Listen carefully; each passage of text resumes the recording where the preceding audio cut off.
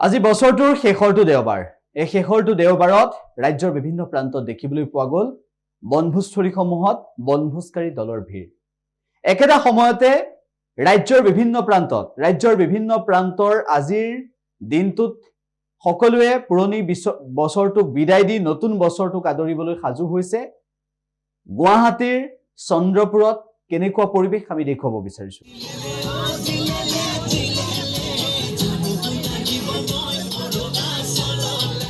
একেটা সময়তে জামুগুৰিহাটতো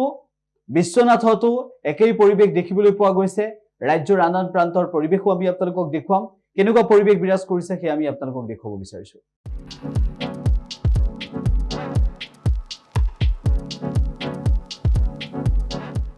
ভাল লাগিছে আজি বছৰ শেষৰটো দেওবাৰ ভাল লাগিছে আমি নতুন বছৰ আদৰি ল'ব লাগছো নতুন বছৰ শেষ হ'ব ওলাইছে তো ভাল লাগিছে ইয়াতে আহি পেলাই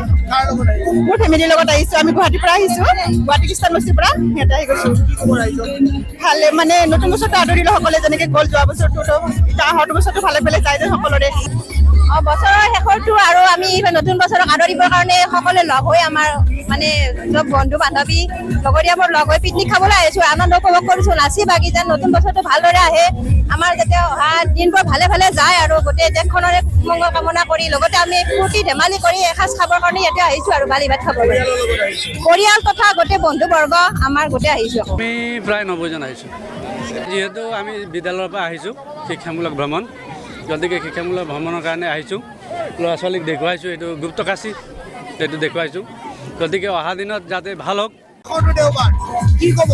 কি কম ৰাজে ভালে ভালে গেলি হ'ল আমাৰ লাষ্ট বছৰ